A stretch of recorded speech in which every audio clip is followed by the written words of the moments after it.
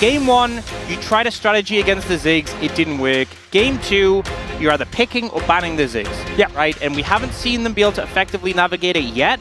So I think a lot of people would probably be fine with them just banning it, but we'll see if that's what they opt to go for. Ultimately, if D+ gets Ziggs again, T1 have made a massive mistake. Yep. I just took a glance at Twitch chat, by the way, and someone said that Dagon looks like a rich extra on the Hunger Games, and I just thought that was absolutely beautiful. It's like one of my favorite things that I've heard. Sorry to just completely go off topic for 1 second. He does though, right? He has that vibe. It's the hair color as well. Yeah. Oh my god, it's just perfect. Whoever said that, you're my absolute GOAT of today. Already we're seeing the bans come through very similarly to last time around. It is D+ now that do have to drop a ban for the Rumble, and we'll see what is going to be dropped. As last time it was Nasus that was taken away on the blue side. This time, I assume this last ban will go to the Azir. So we'll just have to see where the pivots are going to come through. So far, LeBlanc and Smolder, they both had to be banned, but then the Rumble also had to be banned for T1. So this is their flex ban that they get right now. Yeah, and I think Ziggs is just a safe ban take here. Maybe they go for the Vi instead. Maybe even Maokai, but Vi going to be the ban, okay. And now here's the thing with D+ in this situation. You can obviously ban like the Azir or the Nasus, but you could also try and secure yourself Ziggs by, like, if you leave Azir open and T1 take it, you get Ziggs. If you leave Azir open and T1 take Ziggs, then you get Azir. So maybe they might decide to ban something else and make T1 pay for whatever they first pick. I think could be the strategy here. So they ban the Jhin. Yeah, I love this. Throw it all away. Yeah, and now T1, yes, they get choice, but they only get one pick. And they're going to go for the Ziggs. So now, if D+ want to take the Azir, they can. But they could also just go as hard into as many dive picks that they can possibly find. We saw Hammerlife Esports, that was how they dissected these Ziggs compositions. And I think the first thing that they need to address is the Kai'Sa. Get that for aiming. It's one of his best champions of all time. Maokai, another one that Lucid hasn't lost on. Certainly a team that can set up around the Maokai very, very effectively. And D+ going to take that one away. I'm just hoping we don't see, like, Corki here, because I think that there are some other things that can really... okay, this one's could also be an option, and that's going to be the Nasus locked in. Some Susan time here from Showmaker in the mid lane. Yeah, we get Sejuani. It's probably just going to be Sejuani Azir in the situation for T1. We've seen Azir, you know, not have necessarily the best time. Maybe it's... could just be the Garen, you know, the counter pick. Oh, do it! Sejuani Garen as well. You actually have a melee champion in the mid jungle. No, it's gonna be cool. Okay. And then it'll be Vayne top. And then it'll be the saddest Sejuani ever. Yeah, less interesting, but a lot of poke, a lot of late game power, and this could be difficult for the Nasus in the late stage of the game. Trying to get on top of them. They're looking at the Seraphine. Or the Xerath. You know, we've seen a lot of mages bot being played, and the thing is they could just flex this Nasus up to top lane. Looks like for now they will go for the Ezreal for aiming, so not the easiest target to lock down, and as a result not the easiest target to hit with like a Ziggs ult, but I still think the lane's pretty fine for the Ziggs in the bot lane. I remember it's open as a flex though. There was a certain amount of analysis that was done on Reddit where they did say that, you know, you can't play Ziggs into Ezreal and Kai'Sa. They also said you couldn't play it into Xayah though, so I'm very confused as to which part of this information we need to actually be taking on board. Crazy that we're seeing Ziggs first pick when Xayah is open available. I know, it's nuts, right? And no one even sees that it's an opportunity. As Kennen going to be taken away here, the Leona. A lot of respect over to Moham. You love to see it. And we'll see what is further going to be removed here as we get through the next round of bans. Still a lot of things up and available. Yeah, I think D+ really wants something that can lead the charge in terms of... I mean, obviously the Maokai can set up, but, you know, maybe even the Rakan would be okay in this situation. So maybe that could be banned away by T1. But it'll probably just be the Rel. I think you just deny the Rel because Moham's been so good on it. And we'll see what D+ up the ban in this situation. They're going to keep targeting top lane. Moham just did not make a choice in time. You know, he's new to the LCK. He might have a lot of like snap decision-making skills, when it comes to in-game. Yeah. In draft, though, not quite there. Maybe that was just because the rest of the team weren't giving him the information that they needed. It definitely wasn't based on the reaction, but maybe it's like, look, if we ban something, that's one less champion that isn't Rel for them to ban. Oh. He's like, minimize the chances of them banning Rel. No, I think it was just a mistake, unfortunately. And now in this situation, the Nasus has a flex, likely mid, but we don't know that for sure. They could just take support here. It could just be something like the Rel, could just be the Rakan.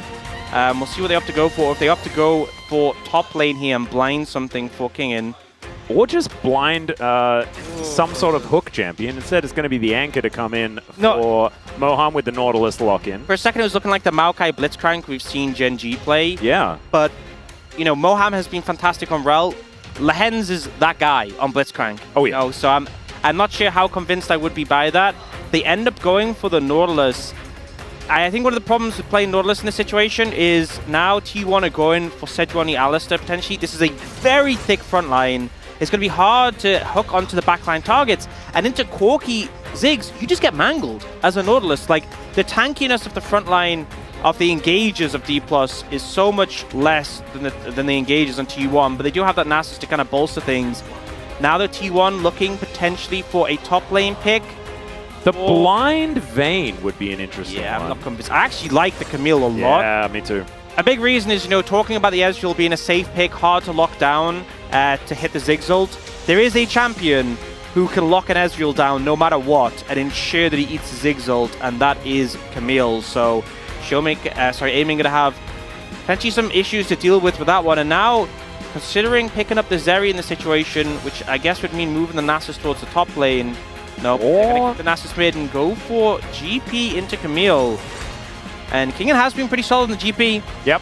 But definitely not a pick that we see too often. You can certainly, mitigate the hookshot quite well by eating oranges, but you can't really get out of the Hextech ultimatum.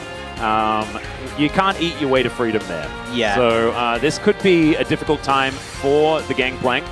They do a lot of damage, though.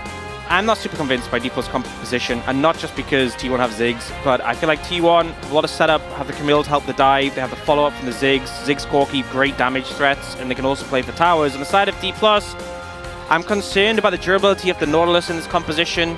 The Nasus, you know, I don't think this is the sort of composition where he's massively going to excel. Alistair is so annoying for a Nasus because you just get to a target, you wither them, and you get knocked away. You get back to the top, you get pulverized. It's a constant issue. So we'll have to see. D+ obviously have a point already in the series. This is T1 side selection, so expectation is they'll come out of draft better. But I think they definitely have an edge here. And D+, we'll see what they can do. They do have some big mid-game spikes. I think that's the main thing I would lean on. The Ezreal, the Gangplank, and the Nasus will be very strong at that point, so we'll see what they can do there. Yep, the Maokai also helping out on top of that, but it's Camille Sejuani, a lot of permafrost synergy on the top side of the map, and it is a much more comfort pick for Oner as well, moving into Game 2. I have a feeling we're heading towards 1-1. We'll see what happens, though, as we jump to the Rift for Game 2.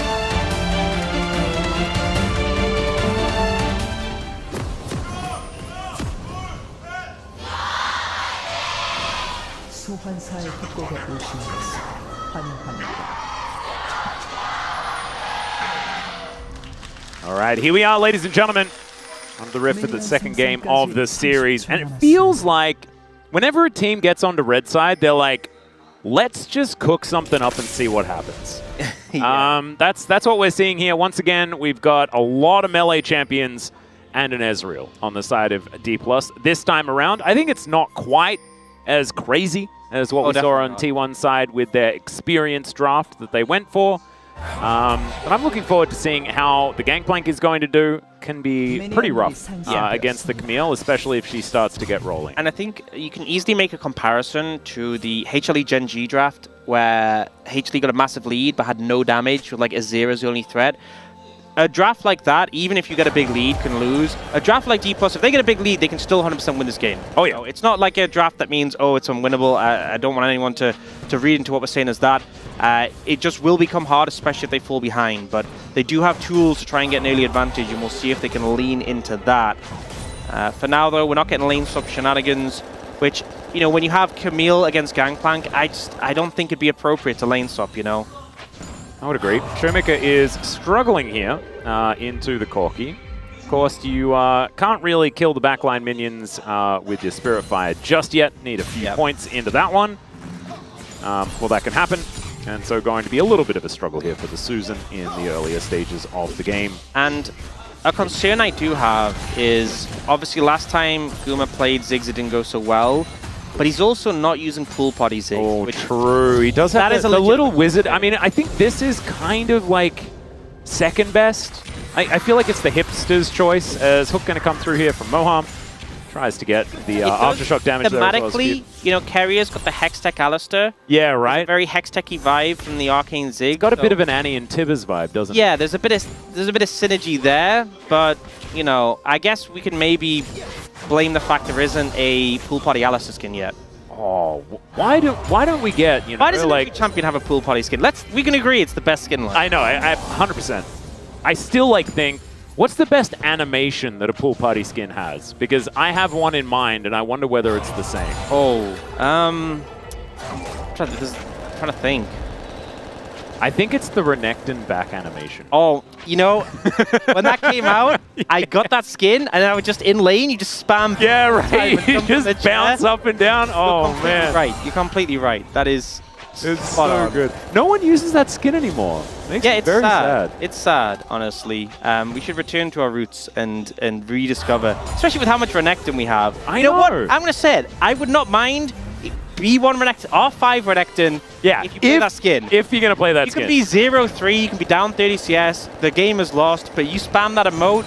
Imagine if Perfect had have done it. Yeah. Like even one of the games. Into the vein. When he's not getting any farm. He's just popping up and down onto the chair. That's how you should play League of Legends, let's be honest. Oh. It's gorgeous, as Faker is going to be able to make it back. I love the activation time of the saplings, not quite good enough. Oner was like ready to block it, even though he can't, but you know, the thought was there. And I think that's the thing you have to appreciate. All right, well, kinging up here towards the top side, just trying to hold on as best he can. Actually doing a pretty good job, as we can see. Only missed a few CS in the first wave or two.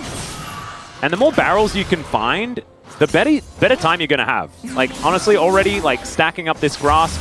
Zeus doing the same thing. Getting the physical shield, though, of course, does make trading very difficult, as Moham making his way over, finds the max range hook onto Faker here. Also tanks up a turret shot.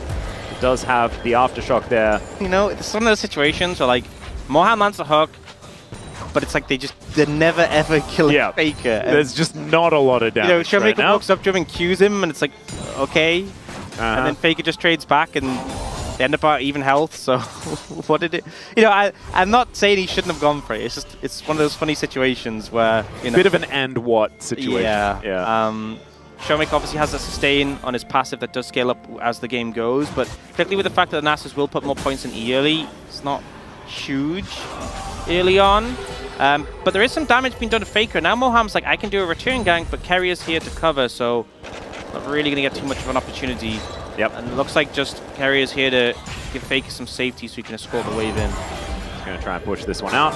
Spirit Fire for Showmaker going to be able to help at least even things. And so just going to be an equalized wave state. Also pretty equal as far as the farm is concerned as well. Only 200 gold in it between these two squads. Kind of nice to not have any lane swaps, as Moham just wanders through.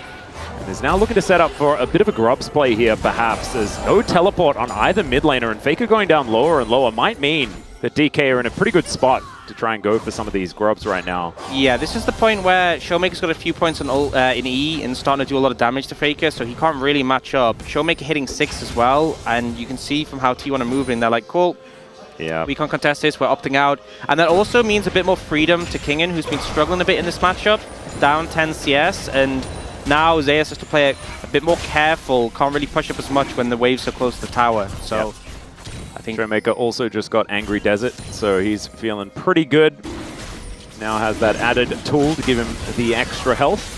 Yeah. That's what it's called, I'm pretty sure. Spot on. That has to be it. Yep. The best name, so why wouldn't it be? It is going to be Hextech Trick first. The stats are pretty nice on a lot of the champions on T1, but it does mean you're worried about it being a bad soul, but then it's a Chemtech Dragon next, so you're like, oh, well, I guess it can't be the worst soul.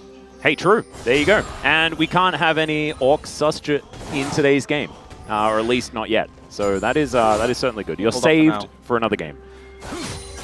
And Kingen feeling pretty saved as well up here towards his top side. Whoa! Okay. Moham just going to be pressing that flash button. Gumayusi just going to do the walk. Yep, the satchel as well. One of the things I think really helped Ziggs out in talking about like long-term to be more relevant as a champion is they increased like the knockback distance on his satchel. And it feels like, before it was like you created a bit of space, but it was kind of like not the biggest amount of disengage. But now the distance you get, you feel like you're competing. You feel like you could be in the decathlon with the you all of a sudden feel like Ness from Smash Brothers. Hitting yourself with your upbeat feels fantastic. And able to burn Moham's flash on that as well. So pretty big that Guma was able to safely disengage from that. And that's one thing with the Ziggs as well. Side lane. Yeah, Cannon Barrage going to come down here from Kingen. There are a lot of minions, but I think he's still a lot of dead. Zeus possibly dead. No, okay. Not enough damage on the trial by fire there. It was looking dicey for a moment, but they do manage to get it. The Sejuani and the Camille doing what they're supposed to. Such a powerful combo when it comes to ganks, and Kingen does everything he can, but the wave gets picked up by Zeus. The healing from the W and the passive shield really helping to give that durability so he survives up against Kingen. We'll see a replay off that. And so there is risk here with it being a big wave, and Zeus also missing the stun, but they're able to navigate it regardless. And here the W from Zeus, I think, helping to keep him safe from that burn from the passive. Yeah. Just a good gank timing from Oner. Lucid was actually on the top side of the map at that point, but just wasn't quite close enough to make something happen.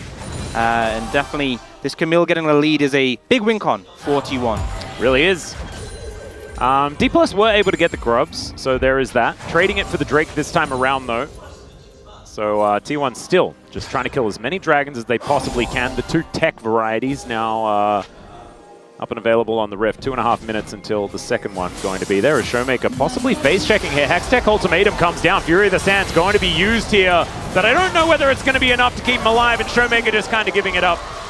That is going to be another kill going over to Zeus as well. And we mentioned if the Camille can get going, things are going to be rough. And the Camille is going. Yeah, and honestly, this is something that I've missed so much. Because when Camille was in the meta, you'd get top laners who'd get a lead, but would be so smart about finding opportunities to roam on the map, and particularly paired up with the Sejuani. Moving down towards mid, Showmaker's trying to establish some vision control, and then falls prey to the trap. And when it is a Camille, there's just no way you're getting out. Showmaker obviously doesn't get an opportunity to burn flash, does burn the ult to see if he can do anything, but 3 members against 1, no chance of a turnaround. And, that earlier control ward allowing this to be set up, because the Oner was channeling the recall, the slow hits, immediate ult, so that Showmaker, because if you go for the stun, he can flash the stun. Obviously, you can't flash the ult once it's been cast, and the follow-up is there immediately. Good job there from T1. Yep, really nicely played.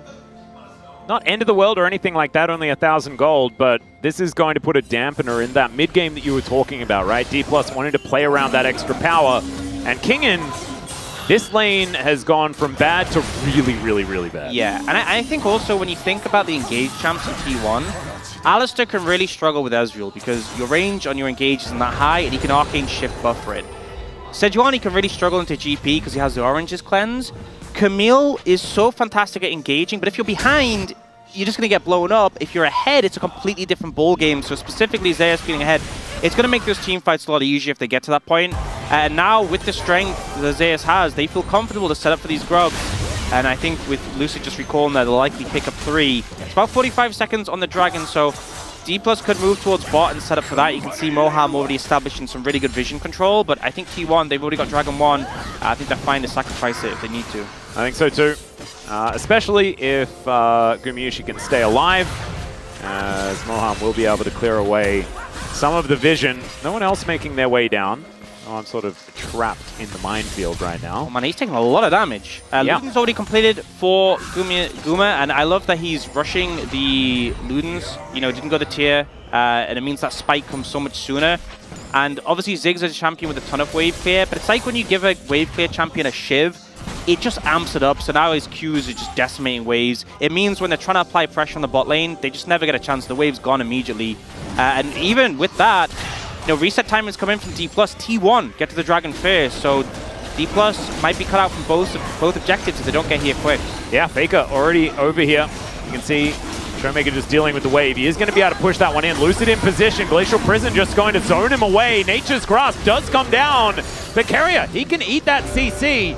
And it's an infernal soul this game. T1 already with 2 Drakes in pocket. And look at the pressure Zeus has on Kingen. This is important because Zeus TP top. Kingen has his cannon barrage, he has TP advantage, and Zeus refused to let him have any space, refused to let him TP in, refused for that to be a 5v4 on the bot side. So T1, 2 Dragons in pocket, Infernal Soul, everything going right for them this game. Yep, this is much better. Even the type of Drake that they have is better as well. So being able to move towards an Infernal Soul is absolutely a win condition moving towards the later stages of the game. Doesn't matter how many stacks the Nasus has when he is dead. That's sort of the way I think about it. Is that a Redacting quote? I think that might be. I think so too. Well, Zeus up here towards the top side. King now with a fair bit of wave clear. Almost has his Trinity Force. Zeus, of course, has his. So he's feeling a whole lot better. I love when he goes up, lands a W on Kingen, then he has to run back for the minions. Yep. But yeah, you can see with the gold leads, only Guma, who's a tiny bit behind, but considering he's been solo laning for such a long time, definitely fine with that situation. He's also into the Gold King. Oh yeah, I mean, of course. But big lead top lane, and now they've moved Guma and Keria mid. Won't really get a chance to hammer away any plates here, but I would actually love, if you look at the plates top, you have about 50 seconds left. Top tower is very low. Kingen is very low. You could easily have Zeus ult on a Kingen, ult follow up with Ziggs, and try and threaten that tower, but it looks like Lucid might be here first. Yeah, Lucid just trying to set up for this one, seeing whether they can convince Zeus to use his ultimate before the Maokai gets on in there. Yeah, I think probably not going to see any. You know, it's the best part of playing Ziggs, is the satchel on the tower when it's low. Yep. And I think that window is going to be missed unless, like, Guma TP's in right now, which it doesn't look like he's going to do, so... These are some pretty healthy turrets. Yeah, I 14 think minutes into the game. The top one was the one I was looking at, but D+ are actually moving pretty heavily to defend against this. I mean, Herald is coming up as well, but yeah, Guma won't get the opportunity. 14 minutes going to tick over, so... Even though it's a good game state for T1, and as I said, D+ wanted the mid-game advantage, the lead isn't as big as maybe it could have been if T1 found some of those towers like D+ did last game. Yeah, not exactly passing the Ziggs test, no. as it were. Of course, some people think that the Ziggs test is a little bit more valuable than others. My favorite thing about Ziggs is that it means that LCS fans know a lot more than the rest of the world. True. Just because they have APA, and he is certified. He's been the Ziggs guy for forever. He gets it. He gets it. You know, huge respect to him. Yeah. Big pioneer. But now TP coming in. Faker's not here yet. Yep, Cannon Barrage is going to be used just to try and zone them away. That is a lot of damage onto Lucid into that backline. He tries to keep himself alive as now Keria possibly in trouble, and Ziggs is already dead, but it's a smorgasbord for Faker if he gets over here. Still, they've taken down the Camille, and T1 are on the run. So a 2-for-1 in favor of D+ actually in the end. The Camille shutdown coming through, and the setup was just really rough for T1. It's like they're posturing for a fight, but they weren't ready, and D+ absolutely were. They take it first. Oh, was that shutdown gold over to Kingen as well? No, Kingen got Guma. Okay. So presumably it's Showmaker who's the only other kill who got that. So still not great. T1 on the Baron, the Herald, but look at the map. Faker's not here, and then he TPs to the mid tower because there's nothing closer. Guma just gets caught out, immediately gone, and yes, Zeus kills Lucid, but now he's just getting chased down by Aiming and Showmaker. And here's the thing, Aiming's the Gold King, but Showmaker wants to stack, so he takes the kill. Yeah, you love to see it.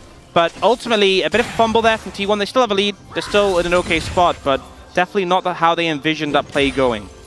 And it's when you see the team fights not necessarily as coordinated, you start to get a little bit worried that this is the T1 that we saw in the previous series and not the one that could potentially be challenging and even Gen G. The previous game, to be honest. Yes. Yeah, so still I don't count red side games. I just don't.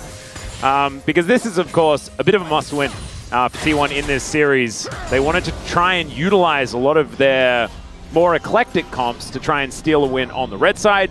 These blue side games should be wins. Yeah, it's you know, we talk about it a lot being like serving in tennis, where you're supposed to win the games that you're serving, and then on the other side you're trying to break the serve, which if you get it, great advantage, but obviously it's quite hard to do. So T1 made that attempt game one, they failed, that's fine, they have more chances. But when it is their serve, or in this situation. They have side selection. They really need the win or the series gets very difficult. Now, D+ are set up for Baron, and they have a lot of vision control in the area. Moham doing a pretty good job sweeping this out. And T1, I feel like they want Zeus here if they're going to contest this. They do look like they might be trying to threaten the mid wave instead. We do know that Kingen can still threaten with the Cannon Barrage. Doesn't have a lot of ability to deny teleports outside of killing Zeus. Yeah, I mean, it's not the end of the world if T1 don't get this dragon, but it would be such a huge boon if they did. The threat becomes so massive for the rest of the game. Infernal on Ziggs and Corki is absurd. So Zeus has prio, but it feels like his goal is kind of being keep Kingen trapped rather than move myself. But he is now moving away. There's no great wards for him to TP onto any flanks. D+ have done a fantastic job of ensuring that isn't the case. Not to mention that, like, it's all of the Trinity forces are done. There's 5 of them in this game. They're going to trade. It looks like the decision's coming out here from T1. They're moving Oner to the top side and saying, look, we're going to take this top tower. Kingen has a fantastic read. You can see Lucid senses there's no opposition, goes for the dragon. And in return, Kingen also backs off. So yes, the T1 will get a tower here, but D+ might be able to get more. The teleport is coming in as Depth Charge comes out. That's a good flash from Faker to avoid the hook. Showmaker taking a lot of damage though as Zeus looking to get in here. It's looking better for T1 than maybe we were expecting. And Mega Inferno Bomb confirms it. Moham now in trouble as well. He's going to go down. Gumayusi gets shot by the pistol. And Lucid, oh, that Bramble Smash was gorgeous. But Keria still in an awkward position. Leandri is going to be able to finish him off. And now Faker possibly caught out as well. This tree is real dangerous, and it was looking so dicey. Oh, the barrel, not quite enough there from Kingen, just mistimed it. As now Faker gonna get punched back. Lucid, possibly in trouble. Another parlay will need to be there, and there it is. The double kill for the Gangplank. Kingen, an absolute monster in these fights. Second fight in a row, he has found Guma and just taken him down. Aiming's gonna get the mid tower on his own. A huge win for D+ in this situation. You know, T1 thought they'd found the wanting. The Gold King, man, just like hanging out, killing turrets, killing minions, and the rest of the team just playing in the mud. Yeah, absolutely. And you know, T1 were willing to give up the dragon, but they thought that D+ had overstepped, and for a moment it looked like they did, but things backfired so quickly, so massively. And this Gangplank, so elevated already. As you said, 5 Triforces in this game, a lot of spikes coming through, and D+ really leaning on those in this mid game. Yep, Showmaker almost towards his Frozen Heart as well.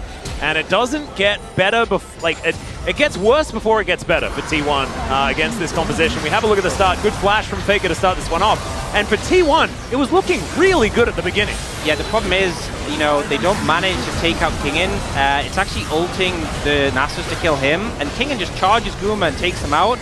I think a mistake Guma is making, you know, we've talked about him maybe not being super comfortable in the Ziggs. You need your W. You need to keep it defensively, because it's the second time Kingen has gotten on you, and he doesn't have a dash. If a melee champion without a dash is getting on top of you, you're making a mistake. Lucid also flawless with that Bramble Splash.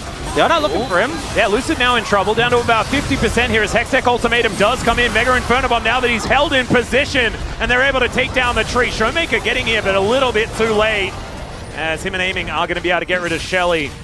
So T1 able to find a pick onto the jungler. Definitely good news. But with the gold even, I don't think it's quite enough just yet. Yeah, it's not too consequential. You can see recalls are coming through afterwards. It's not like they get mid-tower. They didn't bin any sums. They're not getting a dragon yet. So it's a nice pick, don't get me wrong. And it shows the potential of the composition. It's not going to really mean anything more right now. You can see D+ trying to stack their Triforce users bot lane. This tower's going to go quickly. Yeah, Oner's going to turn up, but Moham's right here, was just behind him as there is the flash over the wall, but Aiming's going to turn up. And Oner is just trying his best to escape. He should be able to do so. Keria is going to be in there. Arcane Shift over the wall. Not going to find too much more as now Faker finds an opportunity now to push down towards this inner turret towards the top lane. And Lucid, he's going to arrive. And there's a Twisted Advance to start this one up. You know, it's a Leandri's Maokai. I'm not sure you can get the solo kill. He does actually a lot more damage than you think, but maybe not that much. Faker does a lot of damage as well because he has no defensive stats whatsoever. As Lucid is now going to try and turn it as best he can. Oh! It is going to be the kill going over to Faker, but they trade it back with Aiming collecting one as well. Meanwhile, in the bottom lane, Susan not having a great time. As we can see, T1 able to trade up. Some strange passage of plays there, back and forth. Ooh, and flash. again, Guma satcheling the tower, doesn't have it disengage, does get the tower, but has to burn that summoner spell. It's a minute 10 on Dragon. We've seen just rapid back and forth. You know, we've seen some slower series in playoffs, slower games. Oner will not save. No, he's on a ward. Zeus going to turn up there as well, and the rest of the team are here to back him up. Maybe it was just a bait the whole time, but a cannon barrage comes in. True shot barrage down as well. And it is still the Camille grabbing the kill, aiming in trouble. Permafrost is down, and there's a double for the top laner of T1. 8-2 now for Zeus on this Camille. Great bait from Oner there. The whole team go on to him, but he's a Sejuani. The team of T1 are there for follow-up. And they're starting to move towards Baron. They're actually TPs coming in from Guma and Zeus. They want Baron now. Okay, that might be a dangerous maneuver, as they are on vision right now. I think aiming is no TP King does, but there's no cannon barrage. They might just turn for kills. Zeus has flash and might find something. We'll have to see what they do. Yep, Moham at 50% health right now. Not taking very much damage though. That is going to be the Nature's Grasp coming out. Oh, Lucid sidesteps the ulti, wants to try and get in there. Twisted advance, does get him through. It's going to be a 50-50 stolen by Lucid. Zeus could be in trouble as well, as Moham's getting back in there. Flashes out of the way of the Mega Inferno Bomb.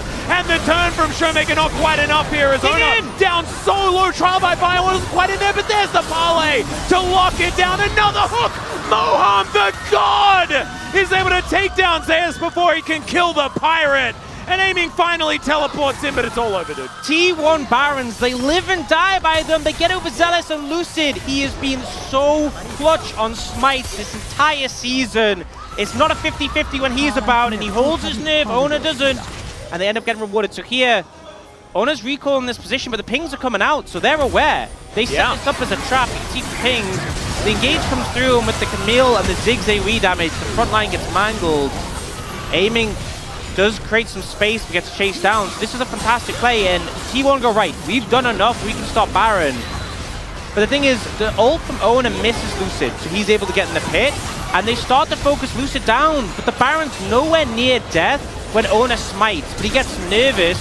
1.6k, he smites, and he gives the opportunity over. He's scared of the AoE getting a low end, and here Kingen TP'd in, ready to fight, and the damage he does here, combined with Moham's clutch hugs, is just massive. Yeah, and we saw actually in DK's previous series, there were some Gangplank bans coming through. I think we're starting to see why. The barrel chains are just connecting for Kingen. Making things happen again. Yeah, going to face check. Some more barrels do go down as the Nature's Grasp coming out. See whether Zeus can outrange it, and the answer is no, but it doesn't really matter. Still able to create enough distance. The Maokai being down is pretty big, actually, and it's given space for T1 to move in, contest vision around this Banana Barrage, so now D+ will TP in the Nasus, who's fully healed. Cannon Barrage still up, and oh man, they are not wanting to try and fight this one. Eating a lot of time on this Baron, though, as we can see. And a bit of a wraparound now coming through. True Shot Barrage just get Banana Vision as now Zeus on that Blast Cone looking for the angle. King the Pulverize onto 4! And T1 are looking to eviscerate them. Keria trying to make his way out. He is so incredibly low. The Dragon going to be secured here by Faker. Zeus just looking to try and escape. The health bars getting lower and lower as Lucid will be able to get out of there. Somehow it is only 1 kill onto Moham, but T1 do secure Soul Point. Some insane damage coming out from both sides. It feels like even the tankier members are getting just exploded. Very dangerous, but a clutch combo from Keria there allows T1 to get the advantage. We see the setup here. Zeus wrapping around on the flank unspotted is such a dangerous threat. But it's not him that really finds the angle. Guma ends up throwing the ult in. That hits multiple people as the combo comes through from Keria. They pick off the Nautilus, but then the Alistair's too below. They start to disengage. Zeus ult Showmaker to trap him, but with the Steric Shield keeps them healthy to get him out. They just don't really have enough to continue in this fight, so D+ will disengage. But T1 now on Soul Point, and that Ziggs. You nearly got Rabadons. Oh my god, what is that? Oh, crap. This is, yeah, it's T1 D+. Yeah, it's looking pretty topographical. I guess that only means that we're just talking about what the landscape looks like. It is pretty up and down. This is not the Netherlands, let's just say that. You know, it's hilly. And man, the damage I mean, I feel like some games you're at this point in the game, and like the highest damage in the game is like 13,000. Yeah. That's like 7th in this game. The damage per gold stat is getting inflated in this one because there's a lot of fighting. Oh, absolutely is. And a lot of kills as well. It has been a very bloodthirsty game. Now, T1 looking to try and secure this tier 2 top. It is very low. It's chunked, but it's going to be like an auto from Faker and a satchel one's gone. Oh, there is a hook, and there is the turret going down. Mega Inferno Bomb comes in. Faker in trouble, though, and that is somehow aiming getting that kill. Throws out a carefree Mystic Shot. Now they're looking for even more. Lucid moving in. The satchel does come out. The flash is enough to outrange it as the permafrost comes on through, but Lucid's just happy to eat the CC. And aiming, still hunting, still looking for them. Another satchel, but there's the flash twisted advance. And Gumayusi going to get eaten by the Ezreal. He's able to chase them all down as well. The minion wave getting in the way, but it's off the hook from Moham. It comes in, and they're going to take an inner turret of their own after wiping out 3. They have so much damage, they might actually push for an end here. Zeus might need to come back. Faker's up in 10 seconds, sure, but there is a lot of tower damage available, and D+ are healthy. Yep, the inhibitor is going to go down. Teleport to come in from Zeus, like you were talking about. He was able to at least get the inner, as that hook is going to miss this time. Not quite enough members for Zeus to really commit onto 5. So he is just going to move up the mid lane after they deal with the minion wave. But T1 losing that top inhibitor could be really rough in this fight for Dragon in 2 minutes. Next fight, though, going to be in 45 seconds. Yeah, exactly. Teleport, big flank there. Oh, no, as Oner possibly out of position here. The hook is going to draw him back. Mega Inferno Bomb lands onto 4, which is gigantic damage. And the flanking Ziggs. The flanking Ziggs. Okay, he's throwing down minefields, bouncing bombs, things like that. He's trying to keep them in position as Lucid. He's the one kind of happy to tank, I guess. And now the barrel chain not quite going to work out. Double pulverized to come through from Keria as Showmaker presses the Fury, the Sands button.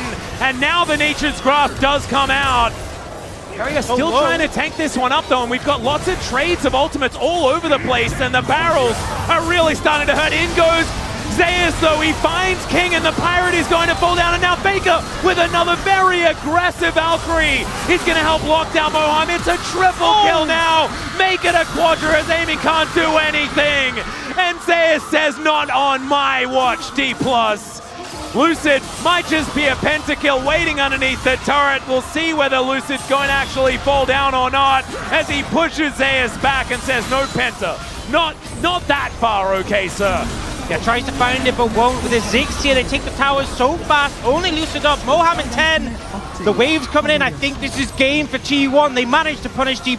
Yep, we saw it for D+ just a few seconds ago. And now T1 say, oh, this is how you win the game. You just push through the base and take down an Nexus. Well, that's precisely what they're going to do. Moham, he's going to be golden in the end, but he will be also taken down. The Pirate gets in the picture, but that is not going to be